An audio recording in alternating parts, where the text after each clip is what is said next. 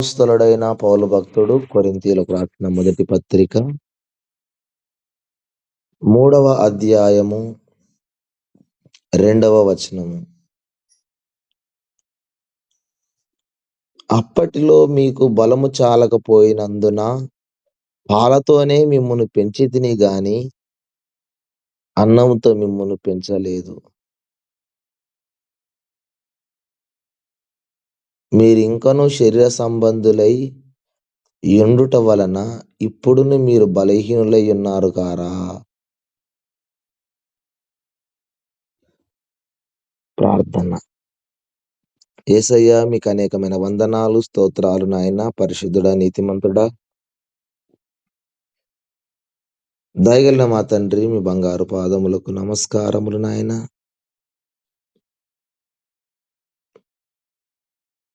ఈ యొక్క తెల్లవారుజామున మీ వాక్యమును తెలుసుకోవాలని ఆశపడుతున్నాము. మీ మాటలు వినగోరుతున్నాము తండ్రి. మీరే మాటలాడి మహిమను పొందుమని చదవబడిన లేఖన భాగములో నుండి మాతో మాట్లాడి నిలబడిన మీ దాసుని యొక్క దోషం నెంచక మీ యొక్క శిలువ రక్తము చేత బాగుగా కడిగి పవిత్రపరచుమని సహాయము చేయమని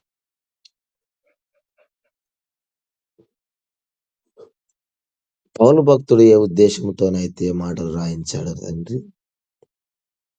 ఆ ఉద్దేశాన్ని మాకు అర్థమయ్యే విధిలో, అర్థమయ్యే రీతిలో వివరింపజేసి మహిమను పొందుమని పరిశుద్ధాత్మ తండ్రిగా మీరే మాటలాడుమని యేసు నామమున వేడుచున్నాము తండ్రి. ఆమేన్.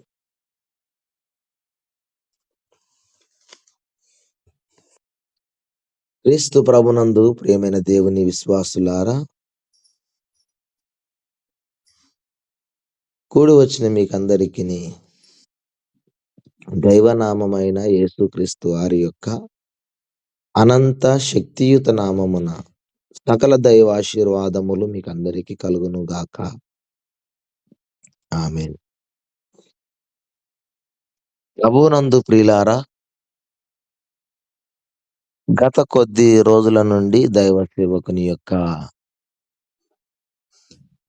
విషయముల మీద మనము మాట్లాడుతూ ఉన్నాము. నేటి దినమందు కూడా ఒక విషయాన్ని నేర్చుకొని ముందుకు సాగుదాము. అదేమనగా,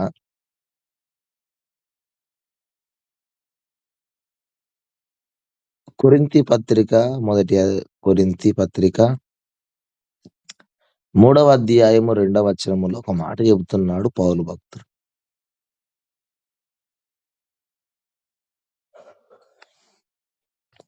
అప్పటిలో మీకు బలము చాలకపోయినందున పాలతోనే మిమ్ముని పెంచితిని గాని అన్నముతో మిమ్ముని పెంచలేదు అంటాడు. ప్రభువునందు ప్రియులారా, దైవ సేవకుడు ఒక విషయం తన సంఘముతో ఒక మాట మాట్లాడుతున్నాడు. ఏమని మాట్లాడుతున్నాడంటే, అప్పట్లో మీకు బలం చాలలేదు అంటున్నాడు. ఒకప్పుడు మీకు బలము చాలలేదు గనుక పాలతో మిమ్మల్ని పెంచాను, అన్నంతో మిమ్మల్ని పెంచలేదు అని అంటాడు. ఇక్కడ రాయబడిన ఈ సంగతిని గురించి సంఘం యొక్క విశ్వాసులందరిని ఉద్దేశించి మాట్లాడుతున్నాడు. కొందరిని కాదు, అందరిని ఉద్దేశించి మాట్లాడుతున్నాడు. బలము చాలకపోయింది. దేనికి బలం చాలకపోయింది అంటే, అన్నము తినే స్థాయికి, స్థితికి వారు రాలేదు. ఈ విషయం వారికి తెలియదు. ఈ విషయము వారికి తెలియదు. ఈయనకు తెలుసు. ఎవరికి? దైవ సేవకుడైన అపోస్తలునికి తెలుసు. వీరికి అన్నం పెడితే వీళ్ళకి అరగదు. అన్నం పెడితే వీళ్ళకి జీర్ణం కాదు. అని ఈయన పాలతో వారిని పెంచాడు అని చెప్తున్నాడు. మొదటి వచనంలో ఇంకో మాట అంటాడు చూడండి. సహోదరులారా, ఆత్మ సంబంధులైన మనుషులతో మాటలాడినట్లు నేను మీతో మాటలాడలేకపోతిని అంటాడు. ఎందుకు నేను మీరుతో ఆత్మ సంబంధమైన మనుషుల వలె మాటలాడలేకపోతునో ఇక్కడ చెప్తాడు అక్కడే. శరీర సంబంధులైన మనుషులే అనియు, క్రీస్తునందు పసిబిడ్డలనియు నేను మీతో మాటలాడవలసి వచ్చెను అని అంటాడు. చూసారా? క్రీస్తునందు పసిబిడ్డలే అని నేను మీతో మాట్లాడవలసి వచ్చింది. ఒకసారి గమనించండి. ఎందుకు ఈ విషయాలు చెప్తున్నానంటే, ఆత్మ సంబంధమైన మనుషులతో మాటలాడినట్లుగా వారితో మాటలాడలేకపోతే మీతో అంటున్నాడు.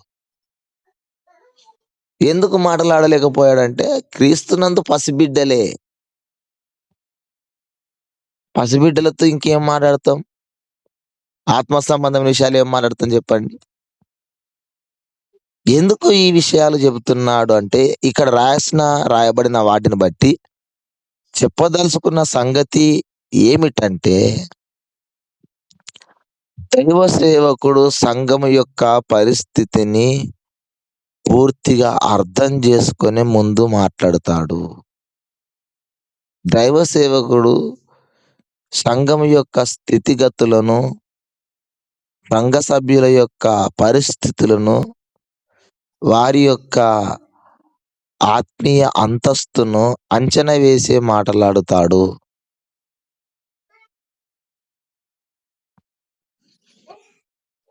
అన్ని గుర్తెరిగే వారితో మాట్లాడతాడు. చాలా మందికి ఈ విషయం పట్టదు, సరిగ్గా అర్థం కాదు. కారణం ఏంటంటే, దైవ సేవకుడు ఏదో వచ్చి పోతూ ఉన్నట్లుగా కాదు. సంఘం యొక్క స్థితిగతులను, సంఘ సభ్యుల యొక్క ఆత్మీయ స్థితిని, సంఘ సభ్యుల యొక్క ఆలోచన విధానాన్ని అంచనా వేసే మాట్లాడతాడు. అంచనా వేసే మాట్లాడతాడు. పౌలు భక్తునికి తెలిసిపోయింది. ఈళ్ళతో నేను ఇంకా ఇప్పుడు ఆత్మ సంబంధమైన మాటలు మాట్లాడలేకపోతున్నా అని చెప్పాడు. ఎప్పుడంటే ఒకప్పుడు ఇది. అప్పట్లో అంటాడు అందుకే. ఇప్పుడు కాదు, ఒకప్పట్లో. ఒకప్పట్లో మీ దగ్గర ఇలాగ మాట్లాడినా గదా అని అంటాడు. అయితే ఇక్కడ ఇంకా ఒక సత్యం ఏంటి? ఇంకా ఒక విషయం ఏంటి అనంటే,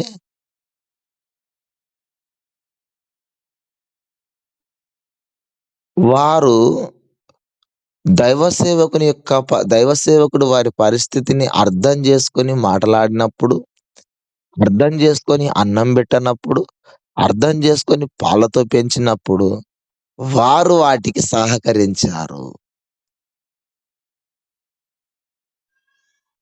అది సంగతి. ఆ విషయము పౌలు భక్తునికి తెలుసు వీరు పసిబిడ్డలే అని. ఆ విషయము పౌలుకొక్కనికే తెలుసు. కానీ అన్నం పెట్టకపోతే మాకెందుకు అన్నం పెట్టలేదని అడగలేదు. పాలెందుకు పోస్తున్నావని అడగలేదు. పాలతో ఎందుకు పెడుతున్నావని అడగలేదు. మాకు ఈ సంగతులు ఎందుకు చెప్తున్నావు? మరి ఆత్మ సంబంధమైన సంగతులు ఎందుకు చెప్పట్లేదు? అని వాటి మీద కూడా ప్రశ్నించలేదు దైవ సేవకుని. ఈ 3 విషయాల్లో ప్రశ్నించలేదు. కానీ పాలతో పెంచితే కూడా పాలే తాగారు. అన్నం పెట్టకపోతే కూడా పాలతోనే తాగారు. దైవ సేవకుడు ఏది పెడితే అదే తిన్నారు.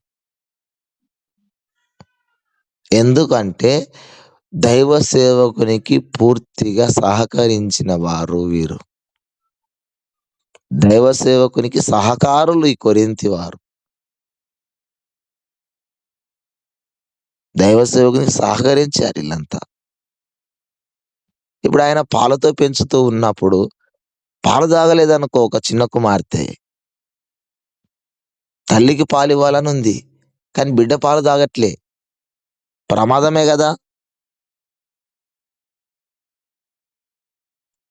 చాలా ప్రమాదం.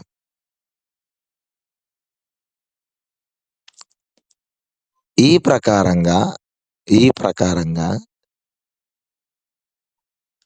దైవ సేవకుడు తినిపిస్తున్న అన్నానికి, తాగిపిస్తున్న పాలకి, మాటలాడుతున్న సంభాషణకి సహకరించాలి.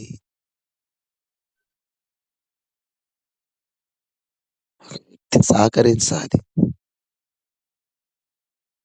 వీరు సహకరించారు గనుకనే వాళ్ళకు పాలు తాపగలిగాడు.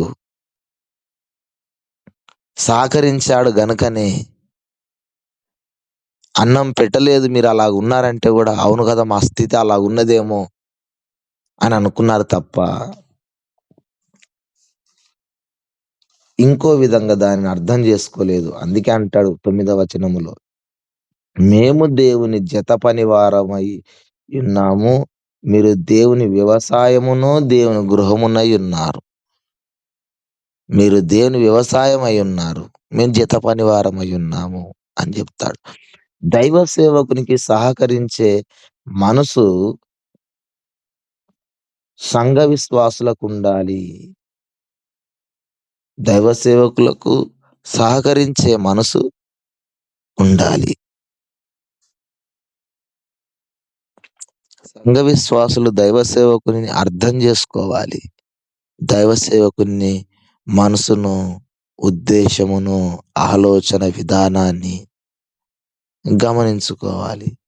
రోమాపత్రికలో కూడా చూడండి 16వ అధ్యాయములో మొదటి వచనము నుండి చూస్తే, కెంక్రేయలో ఉన్న సంఘ పరిచారకురాలగు ఫీబే అను మన సహోదరిని పరిశుద్ధులకు తగినట్టుగా ప్రభువునందు చేర్చుకొని అని అన్నాడు.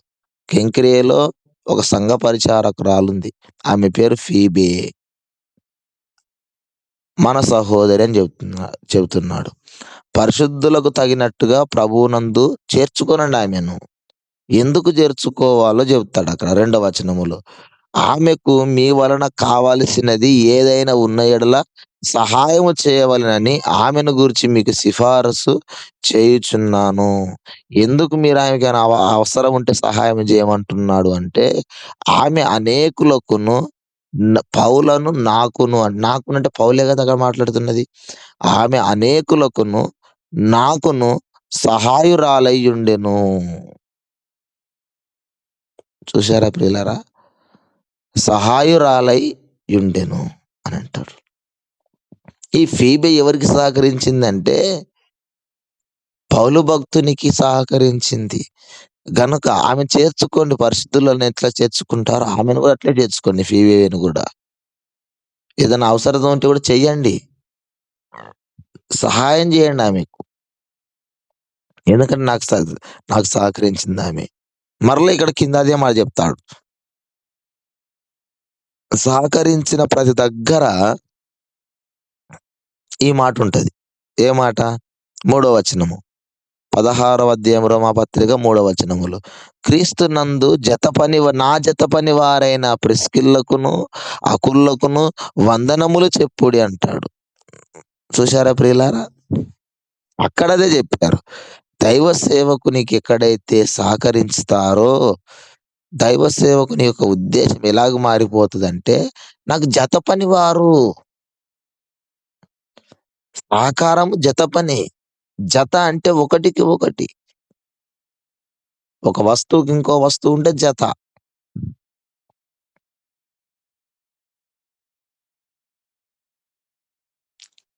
కళ్ళజోడు ఉందనుకోండి. ఒక కళ్ళజోడుకు 2 ఉంటేనే 2 అద్దాలు ఉంటేనే కళ్ళజోడు అవుతది. ఒక అద్దం ఉంటే కళ్ళజోడు అవ్వదది. చెప్పుల జత ఉంటది. ఒక చెప్పు ఉంటే జత కాదది. 2 ఉంటేనే జత. అందుకే ఈ మాట కొరింథీ పత్రికలో వాడాడు. మరలా ఇక్కడ వాడుతున్నాడు. కారణం ఏంటంటే, మేము దేవుని జత పని వారమై ఉన్నామంటే, నాకు సహకరిస్తే మీరు కూడా నా దర్శనంలో పాలివారు. మీరు కూడా నా సేవలో పాలివారు. మీరు కూడా దేవుని పనిలో జత పనివారం. అని అంటాడు. దైవ సేవకునికి సహకరించే మనసు కలిగి ఉండాలి మనము. ఆనాటి సంఘకాలపు ఆనాటి పౌలు భక్తునికి కొరింథీ సంఘము పాలతో పెంచితే పాలే తాగింది. గనుకనే వారు కొంతకాలం ఎదగగలిగారు. ఆ తర్వాత అన్నం పెట్టాడు. అప్పట్లో అన్నాడు అందుకే. ఇప్పుడు కాదమ్మా. అప్పట్లో మీతోని ఆత్మ సంబంధమైన విషయాలు మాట్లాడాలంటే నాకు అర్థం అయ్యేది కాదు. భయమేసేది. శరీర సంబంధులతో మాట్లాడినట్టుగానే మాట్లాడినా అని జెప్పాడు. ఈ విషయాలకు వారు ఒప్పుకున్నారు. ఒప్పుకున్నారు, నేర్చుకున్నారు, దిద్దుకున్నారు.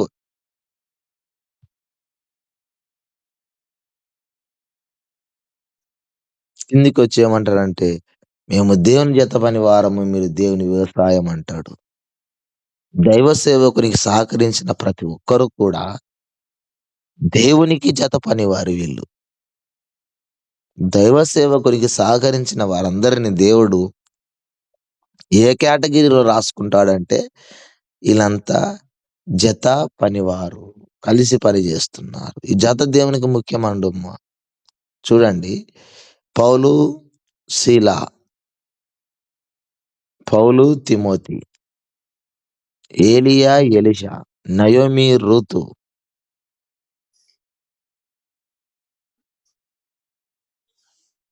ఇట్లా కొంతమంది జతతో సేవ జేసిన పేతురు, యోహానులు. యేసు ప్రభువు గూడా 12 మంది అపోస్తలులను దీవించి పంపించేటప్పుడు గూడా ఇద్దరిద్దరు జతగా పంపించాడు. జతగా పంపించాడు. నేను చెప్పదలుచుకున్న విషయం ఏంటంటే, దైవ సేవకునికి సహకారులుగా ఉండండి.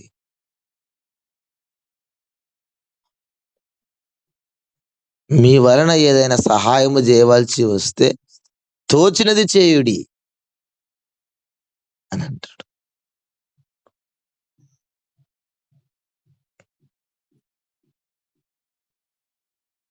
ఎందుకు మీరు సహకరించాలంటే, దైవ సేవకునికి తెలుసు నీ ఆత్మీయ స్థితి, నీ ఆత్మీయ అంతస్తు. నేనందుకే సంఘములో ఒకరితో మాట్లాడిన విధానానికి, ఇంకొక వ్యక్తితో మాట్లాడిన విధానానికి, ఇంకొక వ్యక్తితో మాట్లాడిన విధానానికి చాలా తేడా ఉంటది. ఒక వ్యక్తితో ఒక టాపిక్ గురించి, ఒక వ్యక్తితో ఒక విషయాన్ని గురించి మాట్లాడుతున్నామంటే, ఇంకొక వ్యక్తితో మాట్లాడే విధానం తేడా అయిపోతది. ఇంకొక వ్యక్తి విధానం తేడా అయిపోతది. ఎందుకంటే, అందరూ ఒకే అంతస్తులో ఉండరు. ఈమెకర్థమయినట్లుగా ఆమెకర్థం గాదు. ఆమెకర్థమైనట్లుగా ఇంకొక ఆమెకర్థం గాదు. ఇంకొక ఆమెకర్థమైనట్లుగా ఇంకొక ఆయనకర్థం గాదు. ఇంకో బాబుకర్థం గాదు. ఇన్ని రకాలుగా ఉంటది. కనుక ఎవరి ఆత్మీయ అంతస్తు ఏంటో, ఎవరి స్థితిగతులేంటో, ఎవరి పరిస్థితులేంటో, ఎవరు ఒక మాటను చెబితే అర్థం జేసుకుంటారో ఆలోచించి చెబుతాడు. అందుకు పౌలు భక్తునికి సంఘము మీద ఒక అవగాహన ఉంది. సంఘ సభ్యుల మీద ఒక అవగాహన ఉంది. ఆ ప్రకారంగానే నీ ముందున్న సేవకునికి కూడా నీ మీద ఒక దృష్టి, అవగాహన ఉంటది. సర్వసాధారణంగా వస్తున్నాడు, పాటలు పాడుతున్నాం, ప్రసంగం చేస్తుండు, ఎళ్ళిపోతున్నాడు అంటే కాదు. అలాగ నీవు భావించకు. అలాగ నీవు భావించకు. కారణం ఏంటంటే, సంఘాన్ని గురించి ఎవరెవరు ఏంటో, ఎవరి పరిస్థితి ఏంటో, ఎవరి ఉద్దేశ్యం ఏంటో, ఎవరి స్థితిగతులేంటో, వారు ఏం మాట్లాడుతున్నారో, ఏమి మాట్లాడట్లేదో, వేషధారణతో ఎవరు మాట్లాడుతున్నారో, యథార్థంగా ఎవరు మాట్లాడుతున్నారో దైవ సేవకునికి తెలుసు.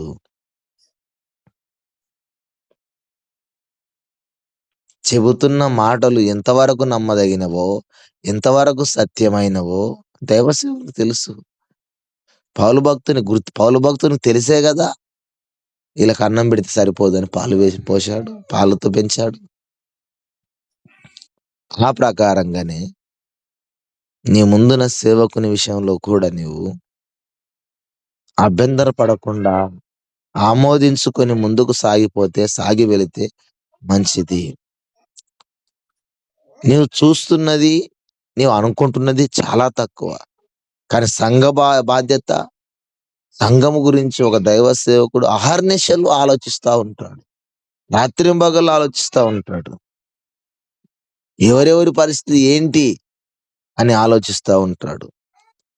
వారి ఆత్మీయ స్థితిని, శరీర స్థితిని, వారి రోగాలను, వారి బాధలను, వారి అప్పులను, వారి కష్టాలను, వారి నష్టాలను, వారి కుటుంబ పరిస్థితులను, వారి పూర్వపరాలను, వారి భార్యాభర్తల బంధం ఏంటి, తల్లిదండ్రుల బంధం ఏంటి, వాళ్ళ పాత్ర ఏముంది సంఘంలో, అసలు దేని గురించి ఉన్నారు, ఎంతకాలం ఉంటారు ఆత్మీయతలో, బలపడుతున్నారా లేదా, ఎదుగుతున్నారా లేదా, అన్నీ తెలుసు దైవ సేవకునికి.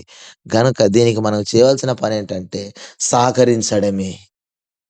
సరే, ఆయన పాలతో పెంచితే పాలే తాగుదాం, పెరిగి పెద్దగా అయిన తర్వాత ఎట్లాగ అన్నం పెడతాడు కదా అని పౌలు భక్తునికి సహకరించే మనసు కొరింథీయులకు ఉండింది. ఇంకెందరో సహకరించినట్లుగా కూడా పౌలు భక్తుడు తన పత్రికలు చెప్పుకున్నాడు. ఈ సమయమందు నేను మీతో కూడా చెప్తున్నాను ప్రియులారా, దైవ సేవకుని మనసును ఎరిగి, గుర్తెరిగి సహకరించాలని మీకు హెచ్చరిస్తూ, కోరుకుంటూ,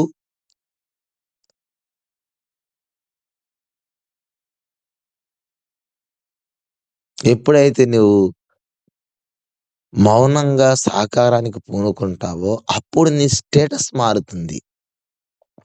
నీకప్పుడు దేవుని జత పనివారు అనే పేరొస్తుంది నీకు. దేవుని జత పనివారనే బిరుదొచ్చిందంటే మామూలు సంగతే చెప్పండి. చాలా గొప్ప విషయం. కనుక ఈ మాటల చేత మనము బలపడదాము, నేర్చుకుందాము, ఎక్కడైనా ఏదైనా లోపం ఉంటే దిద్దుకుందాము. నీ ముందున్న సేవకునికి సహకారులుగా నిలబడదాము. అట్టి భాగ్యము దేవుడు ఎల్లరికీ అందరికీ అనుగ్రహించును గాక. ఆమేన్.